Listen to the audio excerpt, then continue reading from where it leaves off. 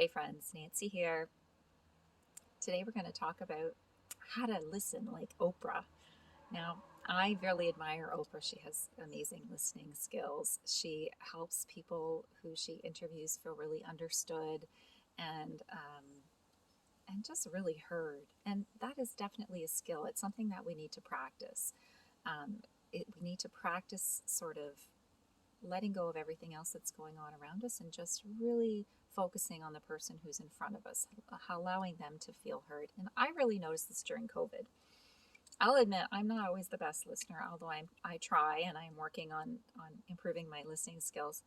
Um, what I notice is when it's really busy and there's a lot going on around me, sometimes I sort of tune things out. And during COVID, with a house full of kids and lots of stuff going on, it was obviously fantastic.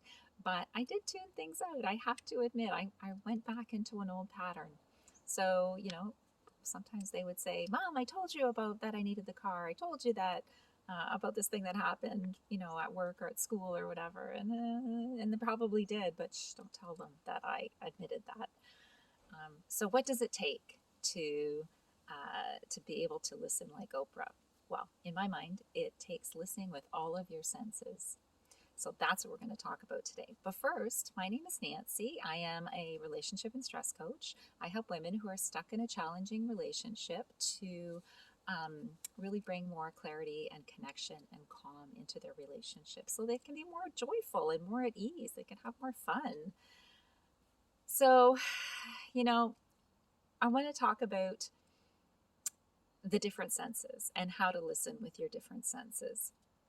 So, the first one, of course, is your ears. We need to listen with our ears. We have to hear the words. So, going back to last week, we talked about that 738-55 study. 7% of the emotional tone of what you hear is the words. 38% is the tonality, and 55% is your body physiology. So the words are important. They do matter um, in your emotional communication. So what are they saying? How is it coming across? Do they sound sad? Do they sound angry? Do they sound happy? Do they sound resigned or whatever that is? Like, listen for those subtle cues in the tonality that make give that message to come across. If they're talking for a long period of time, sometimes it helps, just to make a mental picture, like to visualize in your head, if you're a visual person, in your head of what they're saying so that you can remember it all. And just remember that sometimes just having somebody pay attention to you is really all you need. Just having somebody there witnessing what you're saying, not even having to really say anything back. They just need to get something out, right? So listen with your ears. Listen with your eyes. What's their body doing? Is their body slouched? Are they, is their head down? Are they frowning? What's going on their face? Really pay attention to what's going on in their body. Is everything aligning up? Is what they're saying lining up with what their body is doing? We talked about that one where you're saying, "Of course I'm okay," but you're nodding that you're not. That's not an alignment. Um, Listen with your mouth. So what I mean by this is it's important to ask those clarifying words to be in your neutral, kind language to actually say, okay, I've heard what you said. This is, you could even restate what they said and say, is this what you're trying to tell me? Do you mean that whatever that thing is? Make sure you wait for them to stop talking before you ask any questions or before you interject, because you don't want to be interrupting. You want to let them feel understood. You want to give them that time. Try not to sidetrack them, right? So they might be talking about something that happened at work and, Bob did this or that. And you sidetrack them by saying, "Oh, how is Bob? I haven't seen Bob in a long time." Well, now you've just derailed their story, right? So try and let them finish what it is they're trying to tell you before going on. Um, and just really listen without trying to figure things out, not without trying to, think about what you're going to say next, without trying to, um, think about something in your life that matches theirs or whatever. Just listen. Like I said, sometimes just witnessing is really important to people. And don't forget to give feedback while you're listening. And you can give feedback in lots of ways too. You can, you can show compassion with your face. You can lean into the conversation. Actually, we'll talk about that in the next one. But